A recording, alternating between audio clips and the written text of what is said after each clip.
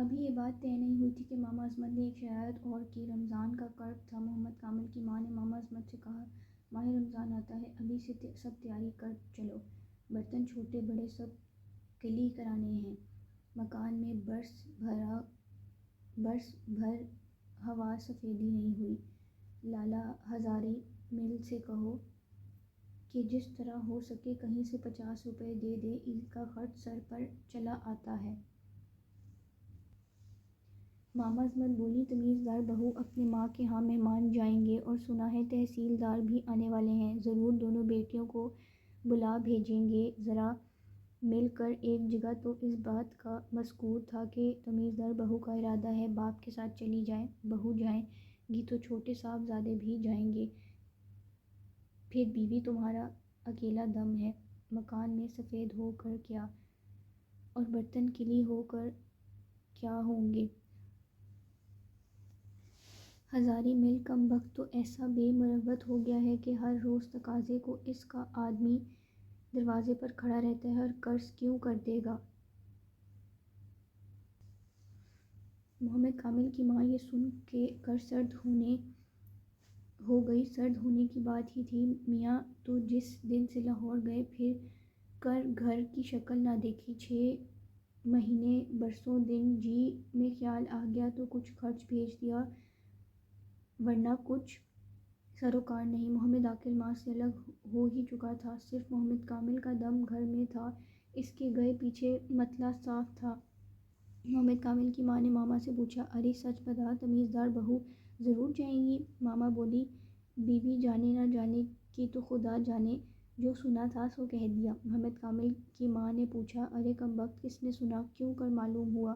ماما بولی، سننے کو جو پوچھو تو کفایت النساء سے میں نے 2 روپے قرض مانگے تھے، اس نے کہا میں دے تو دیتی لیکن پہاڑ پر جانے والی ہوں، تب میں نے اس سے حال پوچھا تو معلوم ہوا کہ سب ٹھیک ٹھاک ہو چکی ہے،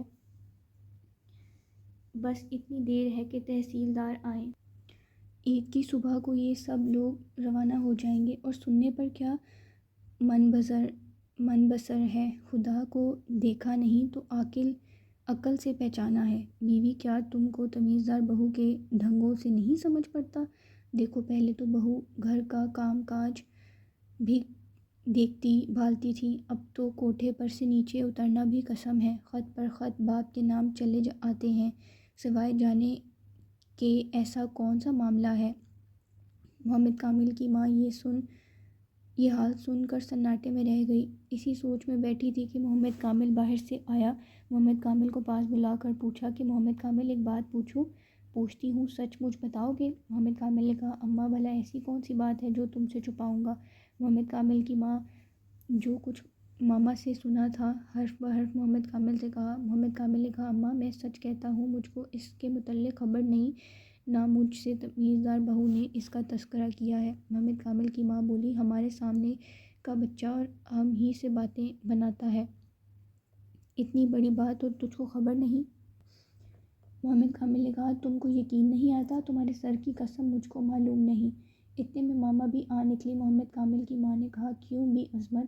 محمد کامل تو کہتا ہے کہ مجھ کو معلوم نہیں۔ ماما نے کہا، میاں تم برا مانو یا بھلا مانو، تمہاری بیوی جانے کی تیاریاں تو کر رہی ہے، تم سے شاید چھپاتی ہو، یہ مزاج دار بہو نہیں کہ ان کے پیٹ میں بات نہیں سماتی تھی، یہ تمیزدار بہو ہیں کہ کسی کو اپنا بھید نہ دیں۔ محمد کامل کی ماں نے پوچھا، بھلا محمد کامل، اگر یہ بات سچ ہو تو تمہارا کیا ارادہ ہے؟ محمد کامل نے کہا، بھلا یہ کیوں کر ہو سکتا ہے کہ تم کو اکیلا چھوڑ کر چلا جاؤں گا، اور تمیزدار بہو کی بھی ایسی کیا زبردستی ہے کہ بے پوچھے چلی جائے گی؟ میں آج تمیزدار بہو سے پوچھوں گا کہ کیوں یہ بات سچ ہے۔ محمد کامل کی ماں نے کہا، اس نامراد ماما کی بات کا کیا اعتبار ہے، ابھی بہو سے کچھ مذکور مت کرو، جب بات تحقیق ہو جائے گی اس وقت دیکھا جائے گا۔ اس طرح کی باتوں سے ماما عصمت اصغری کو ساس اور میاں سے برا بنانے کی فکر میں تھی، اور اصغری ہر چند کسی نے کچھ کہا سنا نہیں، لیکن وہ بھی ان سب کو قیافے سے سمجھ گئی تھی کہ ضرور کچھ کشیدگی ہے۔ اصغری کے پاس محمودہ بڑی جاسوس تھی، ذرا ذرا سی بات اصغری سے کہتی اور ماما کی بدذاتی بھی سب اصغری پر کھل گئی تھی۔ لیکن اصغری ایسی احمق نہ تھی کہ جلد بگڑ بیٹھتی۔ وہ اس فکر میں ہوئی کہ اس معاملے میں اپنی طرف سے کہنا سننا مناسب نہیں، آخر کبھی نہ کبھی بات کھلے گی۔ اصغری نے اپنے دل میں کہا کہ بھلا عصمت رہ تو سہی، انشاءاللہ اللہ تعالیٰ تجھ کو بھی کیسا سیدھا بناتی ہوں۔ اب یہاں تک تیرے مغز چل گئے ہیں کہ گھر میں فساد ڈلواتی ہے، انشاءاللہ تعالیٰ تجھ کو وہاں ماروں گی کہ پانی نہ ملے گا، اور ایسا تجھ کو اجاڑوں گی کہ محلے میں آنا نصیب نہ ہو۔ ماما عصمت کی شامت پر سوار تھی۔ تیسرا وار اصغری پر کیا اور صحیح کیا۔